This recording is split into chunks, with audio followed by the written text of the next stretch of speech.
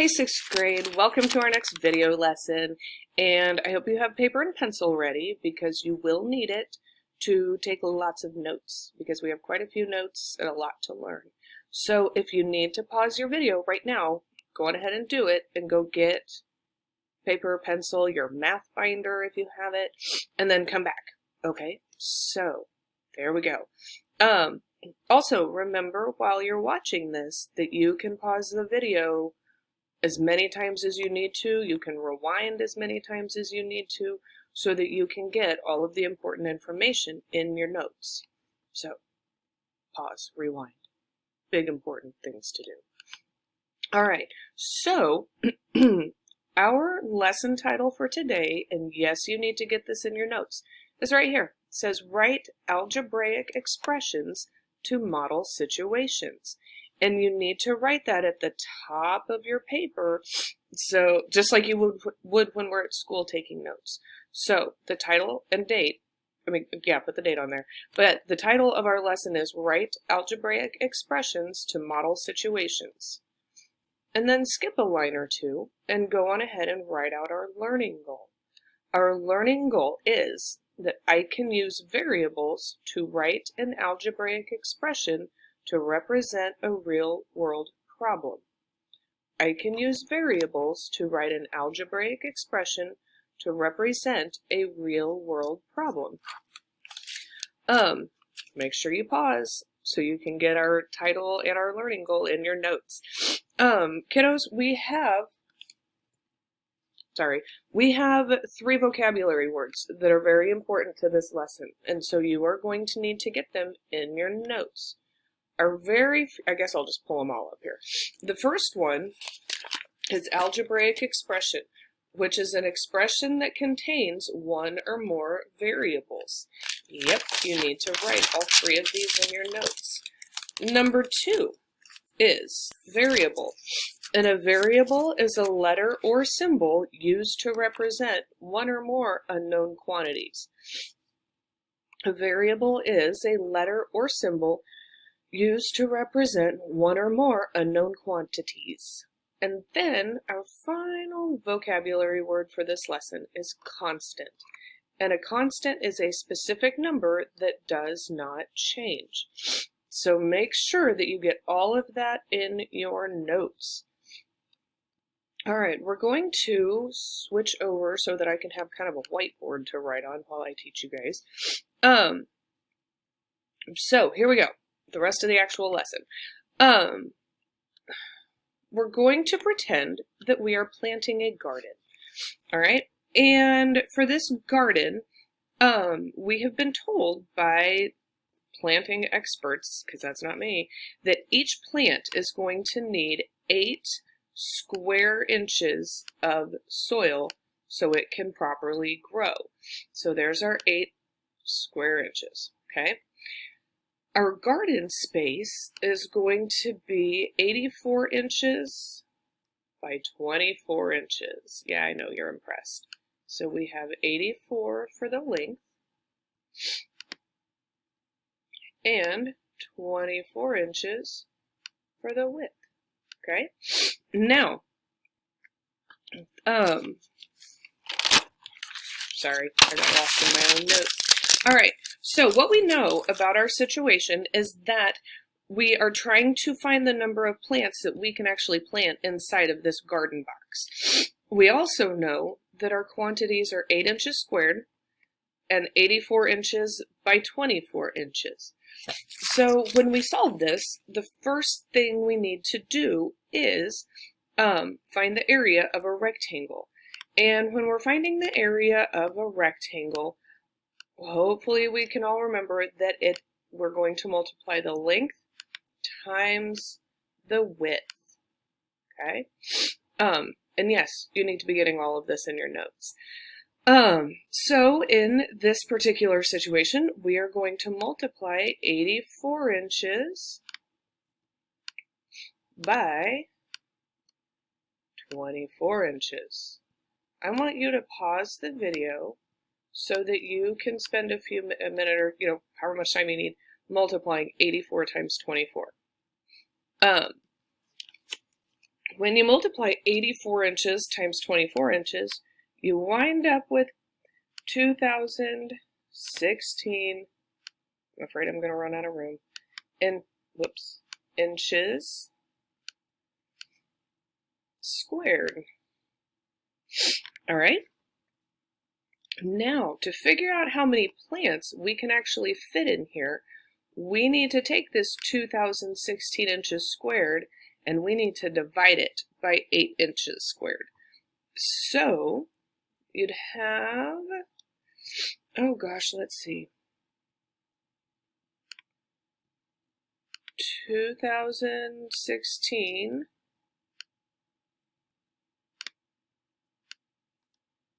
and you would divide it by 8.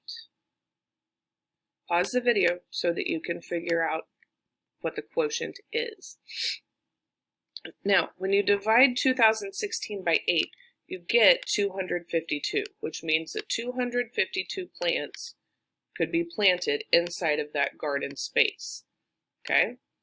And if we were going to, oh my goodness, if we were going to write that as an equation, we would write it like this. We have 84 times 24. There it goes, divided by 8. And that's exactly what we just did. 84 times 24 is where we got our 2016. Divided that by 8, and you wind up with 252 plants. I hope you got all of that in your notes. Next up, we are going to try, working on a couple of algebraic expressions with some unknown variables in them. And we might have to find a constant as well, which is the number that doesn't change. So next up, we are going to pretend that we work at a grocery store and we have a box of apples. I know you are amazed with my art. We're going to go on ahead and let the A represent the number of apples because we don't know how many apples are actually in this box. So these apples have to be divided among 3 separate displays at your grocery store. So if we're supposed to divide A apples among 3 displays, we have to figure out how we are going to show that with an algebraic expression. So if we have A apples divided by 3, we would write it like this. A divided by 3. Boom. See? Now, your boss is getting picky, and your boss is like, yeah, those 3 displays do not look full enough. So your boss tells you that you have to add an additional 12 apples to each display. So we're going to have to, tweak this. We're going to have to add a little something to it. We already know that we're still going to divide that unknown number of apples by 3. And that'll tell us what we get at each, or how many apples go to each display. But now we have to add 12 apples to each display. So we would have A apples divided by 3 plus 12. And that's our algebraic expression telling us how many apples we would be putting on each one of the displays. I realize that it doesn't show you an actual answer. Right now we're just using algebraic expressions to show our real-world situations. All right, another one. Let's go with green this time. Okay, the next one. We're going to be comparing the height of 2 friends. We're going to pretend that these 2 boys stood back to back just like you guys do to see who's taller. And then we're going to use the information that we're given to write an algebraic expression. So we have this kid named Raj, and he is 3 inches taller. I'm going to erase that. But Raj is 3 inches, just kidding, 3 inches taller than his buddy Howard. Okay, there's Raj, 3 inches taller. And then we have Howard. And who knows how tall Howard is? So, we need to write an algebraic expression to represent Raj's height. So, we're going to let the H represent Howard. And we know from what the information we've already been given is that Raj is 3 inches taller than Howard. So, we would have Howard's height plus those extra 3 inches, and that will tell us how tall Raj is. So sometimes algebraic expressions have, 2 unknown quantities. Here's our last one, and then I'm going to give you a couple to do in your math binder just for practice on your own. So we have a kid named Marcus. Marcus has 4 times the sum of 6 and the number of marbles David has. And you're like, what in the world? So you've got Marcus and you've got David. And they both have marbles, right? So we'll let D represent David's marbles. We'll let the M represent the marbles that Marcus has. And we know that we need to add and multiply because we're hearing words such as times and sum. So we need to take the number of David, the number of marbles David has, plus 6 more. We got to put that in parentheses. And then earlier I did say that Marcus has 4 times the amount of David's marbles plus 6. So we would put our 4 on the outside of the parentheses to figure out what in the world's happening on the inside there. So this would be our algebraic expression representing the number of marbles that Marcus has. I know it's kind of goofy, but we'll keep working on it. We'll get it figured out. All right, so here are a few problems for you to do on your own. All right, there's your first one. You need to figure out, as an algebraic expression, what the quotient of t and 13 is. The next one is 3. We have a word problem about this gal named Nola. She's working on a puzzle, and she fits together P pieces of this puzzle.